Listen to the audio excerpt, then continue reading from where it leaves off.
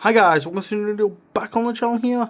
We are back, but this time we are, although we've just recently fitted a i7 14700K into my editing PC, I thought, why not upgrade my server archive kind of PC.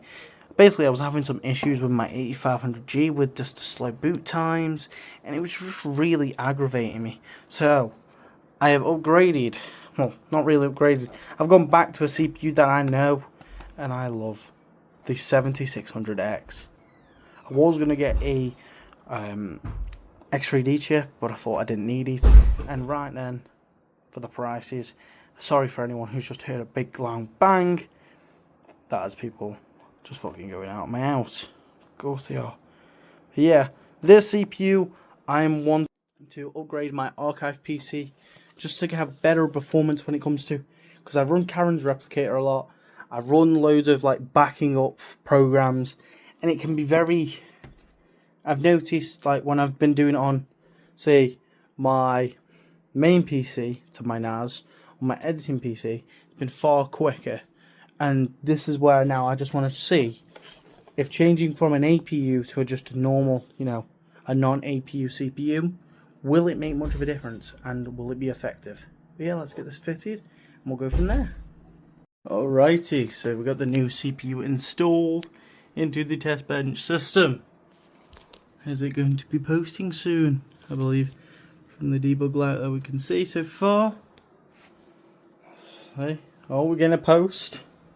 This is the 7600X now. So the 8500G. Let's see. Alrighty, so we got it now up. We only see it on the main disc screen on this one for some reason, but that's fine. That's no problem. So yeah, the Ryzen 5 7600X. Instead, we're going to change that now to back to 6000 mega transfers now, because I can, because that's my rating of my bloody thing. But another good thing about me switching from a non-APU system is now I can actually have more drives in this system as well, because I have more PCIe lanes I can have access to and stuff like that. Temperatures are a bit higher, but it's fine. I'm just double checking.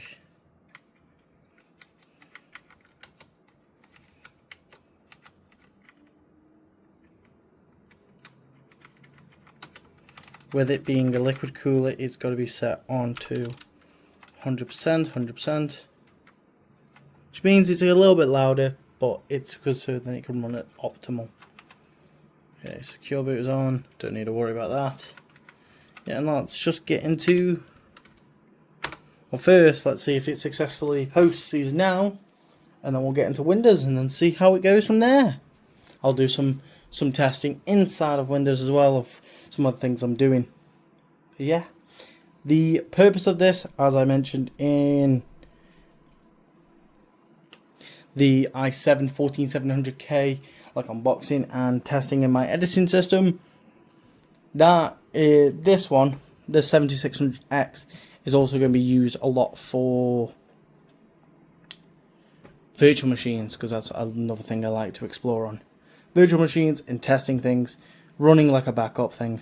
Oh, it's asking for a BitLocker key. I don't remember my BitLocker. Fuck. Alrighty, so now we are now in. Oh yeah. But first things first, I want to check Task Manager, so we can also just check on what. Oh, we see. Why? Oh, for a second I was like, why is it CPU? Yeah, that's running that. That's running now at 6000. Oh yes. What we are going to do is now just go through a few checks. Well, yeah, I'm going to do a few checks. Do I have OCCT? I do not. Let me just download that real quick. Alrighty, so the tests have now been completed. Oh, very good. This is the next day, because stupidly me forgot to record this part, and then I was just trialing everything out.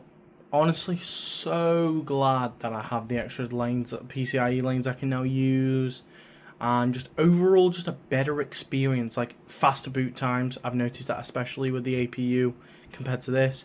It's been a bit slower. It was slower, the APU was, but it's one of those ones really. Yes, when it comes to filing, transfer and all that kind of stuff, that's going to be linked with my storage and everything like that. And I've got SSDs.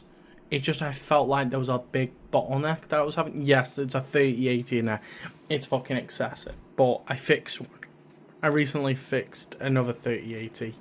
So I just put it in here just to test with, and it's been working fine. And it's also good for, you know, making, like, doing encoding of stuff, like, for if I want to do more graphical, like, design kind of things, or I want to do anything like that that demands a bit more power. I have the options, have the variety of it. I am going to actually put the specs of the system on my website, which is www.legacyxv2.co.uk. So then and it also has on there as well some Q2 second quarter of recommendations of CPUs and GPUs on there as well. So if you want to see a perfect GPU for yourself, you can also check that out. But yeah, I hope you guys enjoyed this video. Don't forget to like and subscribe, and we'll be back for another video on the channel very shortly. Might be some tech, might be some Resident Evil, might be a different game, but guess you'll have to find out. Adios.